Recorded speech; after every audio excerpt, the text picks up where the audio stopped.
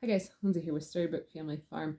So as many of you know, since we got this fixer-upper, I've been very diligent about working outside when it's nice out and working inside when it's not so nice out.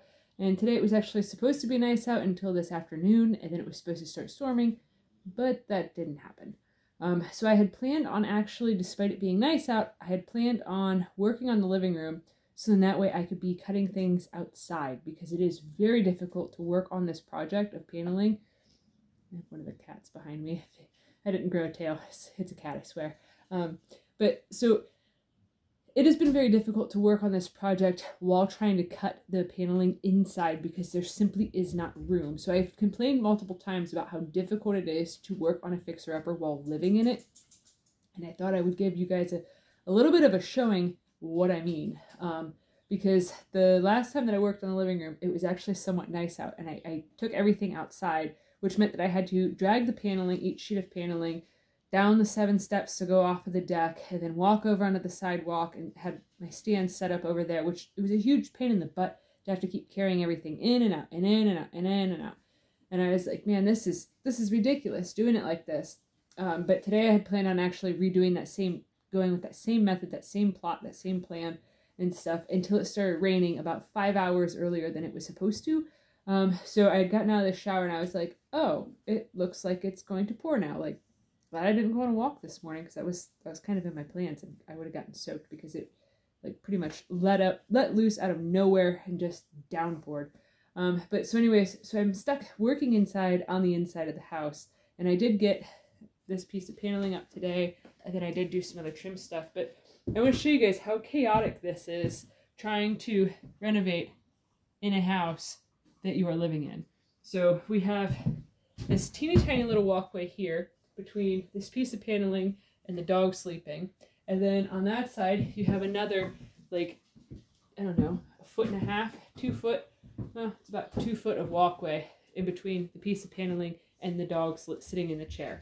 And then, you know, the wood stove right by the paneling. So it's literally like, we definitely could never have a table inside of the living room, because it's very much like just shimmying one way and then shimmying the other way to try to make a bunch of cuts and stuff. And it is very, very frustrating, but I have made progress. So, I mean, we've gotten this wall here is done, that wall there, that was the first wall I did.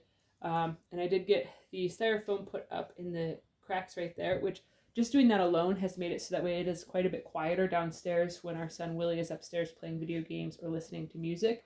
And it has made it actually quieter for our bedroom too, so we don't have as much noise that we're hearing downstairs. So that's very nice. And then I got this wall behind me pretty well done. That's the sheet that I just hung right there. Man, my eyes are itchy from all the dust in here. So the plan for above the fireplace there, because there is not any paneling up in there, as you guys can see, I am going to take the wood and keep going up higher. That was also on the agenda for today, except for it started raining, because I definitely do not like doing a lot of sanding inside of the house. The lighting is so wonky right now. I don't like doing a lot of sanding inside of the house. For one, it's very noisy, but for two, it just, even with the little the dust collector thing on the sander, it just puts out so much dust everywhere. So now I have the really big pain in the butt task of paneling this wall here. This wall in itself shouldn't be too difficult to do, because there's only the light switch there, and then down over here there's an outlet. However, I have to move all of this paneling and shimmy it to being along that wall there, while also making sure everything can... This job has taken at least twice as long as I had anticipated, simply because we live here. Like, there's no other way around it. Like, if we did not live in the house while working on this, it'd be way easier. And then the other thing that's made it very difficult is, you know, I've shown you guys in previous videos of how bad of a job somebody did with the drywall mud. And I've had to take my multi-tool, which, if you don't know what that is this tool right here. It's got like a sawtooth blade on it and stuff, and how it cuts things is it just basically shakes like that and it cuts through. It's really good for making plunge cuts and just shaving things off. I've actually had to use that to basically cut off all of this excess drywall mud that somebody had slapped all over the walls. So it's been a very frustrating endeavor, is, you know, having to take that apparatus and just keep cutting and cutting and cutting mud off the walls, because in some places it's actually like a half an inch thick, and it is just, you can't put the paneling over top of it because then it's just too big of waves, and it's just very frustrating. And then when I get to this wall here, after a bit, I'll have to cut all this old glue off, because originally this room was paneled originally long before we got it. But yeah, a lot of use of the multi-tool, and that thing is very loud, and it's very, very frustrating to use, and it just basically vibrates your hands like nobody's business, which does not feel nice.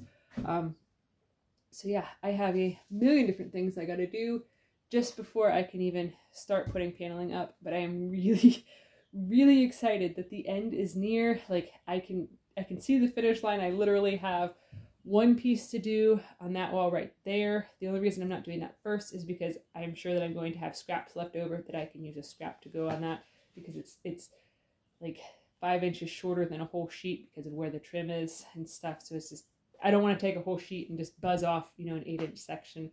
And yeah, I'd rather just wait till the end for that. Because I'm sure, I know that we overbought the paneling, but I'm sure that there's going to be different scrap pieces that I can just right up the side. So a lot of work ahead of me. So, but I'm almost there. So good for that. So if you guys are enjoying this content, please give this video a thumbs up, share it with your friends on social media, and if you haven't already, please subscribe to help us grow. We'd greatly appreciate it. All right, thanks for watching. Have a good one, guys.